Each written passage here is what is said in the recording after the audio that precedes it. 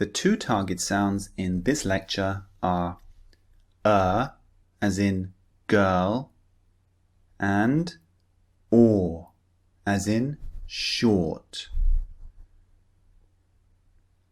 So these two vowel sounds are both long vowel sounds. They're both long. Listen to the first sound. It's quite long, as you can hear. Now, notice the shape of the mouth. The first one, the mouth is quite relaxed. It's not far open, it's not wide, it's not rounded, it's relaxed.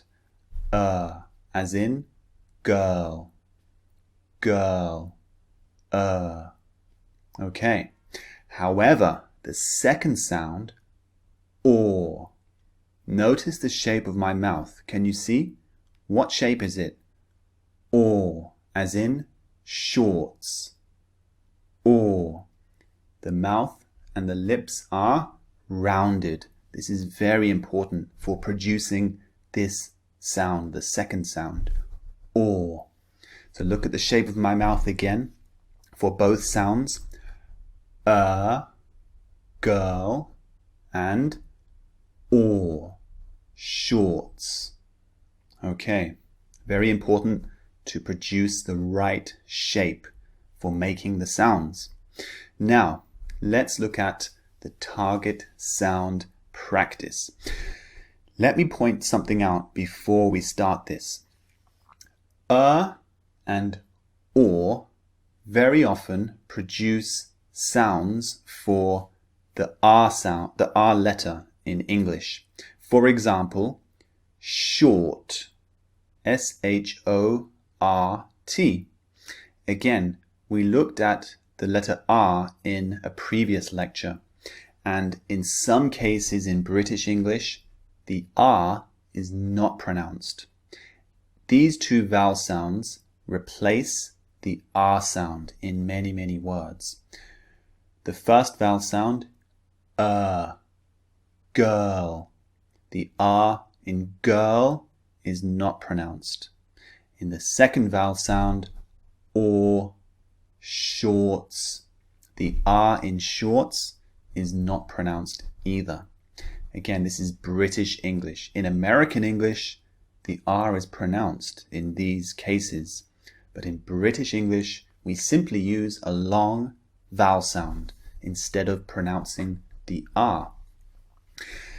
When you look at this word list, which is here right now, you'll notice many, many R letters in the words. And these are unpronounced, okay? They're not pronounced. Instead, we use this long vowel sound. So listen and repeat after me. Fur, turn, work, burned, heard, return, purple, thirsty, world. Okay, well done. Again, make sure you look at the spelling. This is key. Lots of those spellings contained the R sound, but in all the cases, the R is unpronounced because the R comes before a consonant, okay, a consonant sound, or it comes at the end of a word, like fur, F-U-R, fur, okay?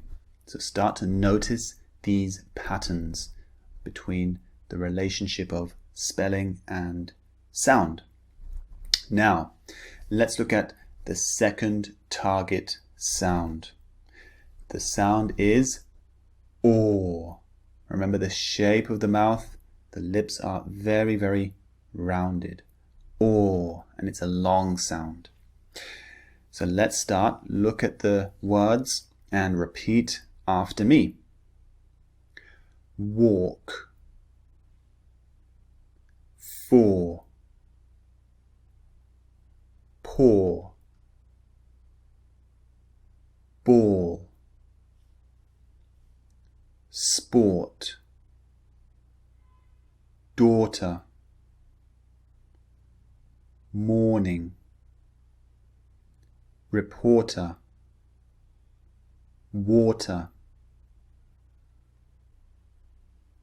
Okay, well done. Did you notice the spellings in that word list? The spellings were actually not very regular. There are many kinds of spellings representing the sound or.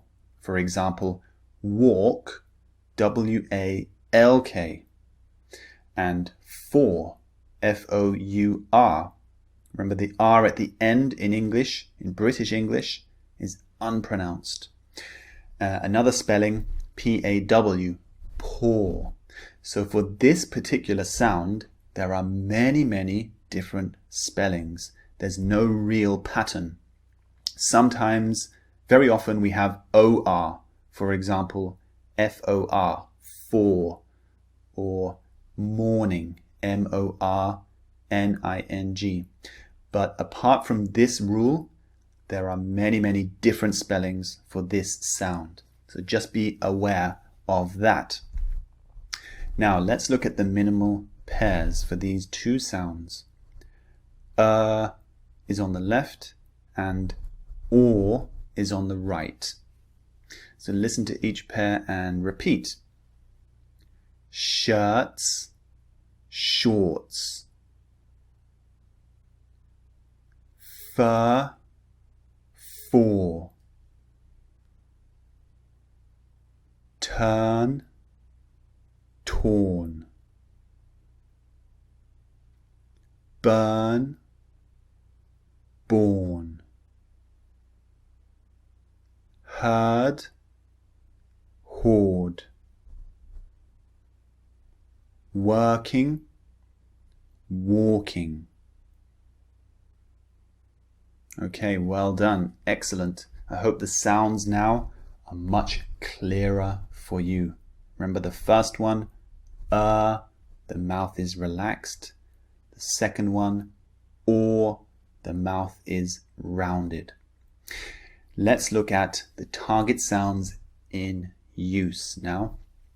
The first sentence, we're focusing on the sound. Listen and repeat. The girl is working very early tomorrow.